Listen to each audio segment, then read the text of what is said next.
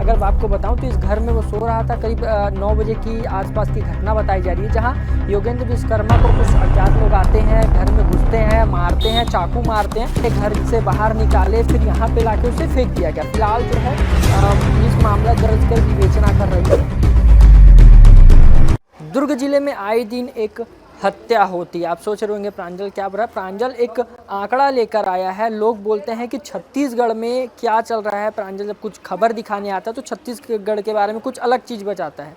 तो आज कुछ अलग चीज़, कुछ ऐसा बताने आया हूं कि अगर आप मेरे पीछे आप ये घर देखेंगे, आप ये घर देख लीजिए। घर में एक योगेंद्र विश्वकर्मा नाम का एक लगभग 22 से 23 साल का युवक रहा करता था। अपने परिवार के साथ रहा करता था। शादी होने के बाद घर वालों से अलग रहकर यहीं पर रहता था। और दुर्ग का ये शंकर नगर है, यहाँ से कुछ ही दूरी पर उसका घर है। अगर आपको बताऊं तो इस घर में वो सो रहा था। करीब 9 बजे की आसपास की घटना बताई जा रही है, जहां योगेंद्र विश्वकर्मा को कुछ अज्ञात लोग आते हैं, घर में घुसते हैं, मारते हैं, चाकू मारते हैं, निकालते हैं और यहाँ पे देखेंगे तो उसे खून की लथपथ हालत में छोड़कर चल जाते हैं। अगर आप देखेंगे खून के ये लटके आप देख रहे हैं, छिटके देख रहे हैं, तो यहाँ तक पड़े। इससे साफ स्पष्ट हो रहा है कि जो योगेंद्र था वो घर में था। उससे पहले घर में कुछ लोग घुसे, उसे मारे, घर से बाहर निकाले, फिर यहाँ पे लाके उसे फेंक दिया गया। फिलहाल जो है पुलिस मामला दर्ज कर विवेचना कर रही है। मगर इसमें एक बात आपको समझना पड़ेगा कि छत्तीसगढ़ में अब एक ऐसा आंकड़ा निकल के सामने आया है कि भारत में अगर बात करें तो छत्तीसगढ़ मात्र एक ऐसा प्रदेश बन चुका है जहाँ जुवेनाइल क्राइम के साथ ही जो है अब आगे की जो गतिविधियाँ, यानी कि अनैतिक गतिविधियाँ के साथ ही जो है क्राइम वाली जो चीज़ें हैं, यानी कि 18+ के अबाउट जो क्राइम्स वाली चीज़ें हैं वो भी अब बढ़ चुकी। पहले ऐसा देखा जाता था छत्तीसगढ़ जो है जुवेनाइल क्राइम में आगे चल रहा था पूरे विश्व भर में। तो अब एक नया आंकड़ा जो सामने आ रहा है, ये सब घटनाएं होने के बाद अगर बात करें तो छत्तीसगढ़ का जो आंकड़ा है कहीं ना कहीं अव्वल दिख रहा है। तो देखेंगे कि ये जो क्राइम सीन है, फिलहाल जो है बताया जा रहा है कि 3 आरोपियों को गिरफ्तार करा गया है। मगर इसमें हुआ कुछ यूँ है कि बताया ऐसा भी जा रहा है, इनपुट के आधार पर बात करें, इनपुट के आधार पर अगर बात करें तो बताया ऐसा जा रहा है कि पुरानी रंजिश को लेकर जो है ये मामला हुआ है, जिसके बाद कुछ युवक आए हैं और योगेश को घर से निकाले हैं, चाकू मारकर यहाँ लथपथ हालत में छोड़ दिए। फिलहाल पुलिस मामला दर्ज कर विवेचना कर रही है। कैसे हुई थी घटना, आपको कब जानकारी मिली? हमको तो जानकारी रात को 12 बजे मिली है। घर वाले उनके फ़ोन करे कि उसका मर्डर हो चुका है करके। तो कैसे जानकारी मिली थी और क्या कुछ बताए थे? मेरे को इतना ही बताया कि लड़के लोग आए हैं और घर से खींच के उसको मारे हैं करके। मैं इतना ही सुनी थी। उसके बाद अभी आई हूँ तब अभी पूरा मतलब पूछी हूँ सबसे, तब अभी बताए हैं कि नहीं ऐसे कोई कुछ बता रहा है, कोई कुछ बता रहा है, लेकिन उसको घर से निकाल के ही मारा गया है। पुरानी रंजिश बता रहे हैं कुछ? अब पुराना क्या झगड़ा था, वो लड़का रहता तो उससे पूछते तो बताते, जो मर गया है वही बताता ना। तो गुंडा था क्या? नहीं, कोई गुंडागर्दी नहीं करता था, सादा कमाते खा। हाँ, जुआ सट्टा ये सब उनका तो आजकल तो लड़के लोग का वही काम है। उसके लिए तो हर कोई मना करता था कि ये सब मत काम करो। तो शहर में तो ये सबसे बड़ा हुआ है। दारू पीना, जुआ खेलना, सट्टा खेलना सबसे ज़्यादा बड़ा हुआ है। और मेन झगड़ा तो दारू पी के ही झगड़ा मचा रहे। अगर नशाबाजी बंद हो जाए तो दुनिया सुधर जाए कुछ, मैं तो ऐसे सोचती हूँ। आपका नाम क्या है? निर्मला विश्वकर्मा। आप कहाँ रहती हैं? मेरा एक घर उरला में है, उरला में रहती हूँ नहर पार में, एक घर नया आमापारा। दुर्ग के वही शंकर नगर में खड़ा हूँ जहाँ बीती रात एक युवक की जो है चाकू मारकर हत्या कर दी जाती है। इसके बाद बात करें तो हमारे साथ क्षेत्रवासी मौजूद है, आंटी मौजूद है।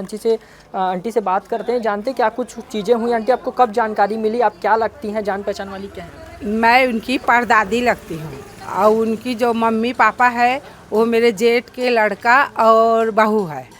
और जो लड़का था वो हमारे जेठ के लड़के का लड़का है। वो मेरा नाती लगता है। तो जानकारी कब मिली थी? और मेरे को 12 बजे करीब जब वो यहाँ से हॉस्पिटल चले गए, वहाँ उसको एडमिट कर दिए, हॉस्पिटल में उसको मृत घोषित करे हैं, तब मेरे को फ़ोन करे कि नहीं ये लड़का का मर्डर हो चुका है, इसको मारे थे तो उसका मर्डर हो चुका है, अभी हॉस्पिटल में मतलब बॉडी पड़ी करके। तो पुरानी रंजिश बता रहे हैं कुछ ऐसा? अब पुराना रंजिश में क्या हुआ था, अब लड़के लोग तो आए दिन रंजिश करते रहते, आए दिन झगड़ा होते रहता है, किसको बताए।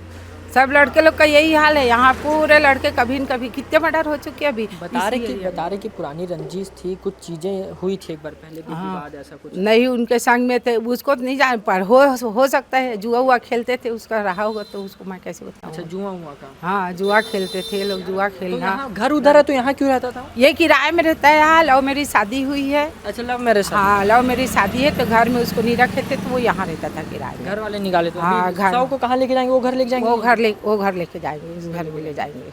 अब यहाँ क्या करेंगे, ला के उसी घर में ले जाएंगे।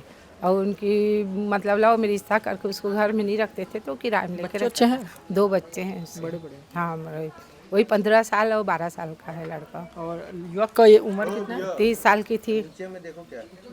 देखिए बताऊं तो ये वही जगह है, अगर बात करें तो जहाँ पे बीती रात जो है एक हत्या हुई थी। देखेंगे तो मैं बोलूँगा आके दिखा देंगे एक बार, देखेंगे कि यही वो जगह है जहाँ पर घटना हुई थी। लोग मौजूद हैं यहाँ, आसपास के लोग जो हैं चीज़ें बता रहे हैं। आंटी आपको जानकारी मिली थी कि क्या पता चला था? कुछ नहीं पता चला भैया, हम तो सब हो गया तब निकले। हाँ, क्योंकि यहाँ पे ना रोज ही होता है लड़ाई झगड़ा, तो हम वही हो रहा होगा सोचे। जब वो उसकी पत्नी ना कोई बचाओ बचाओ ऐसे करके चिल्लाने लगी, कोई तो गाड़ी बुलाओ करके, तभी हम बाहर निकले भाई, तो देखे तो वो पड़ा था, उसकी औरत उसको लेके बैठी थी। क्योंकि यहाँ पे ना पास में रोज ही 15-20 लड़के रहते हैं, पता नहीं कहाँ से इकट्ठा होते हैं नहीं पता, और आए दिन रोज झगड़ा, गाली गलौज।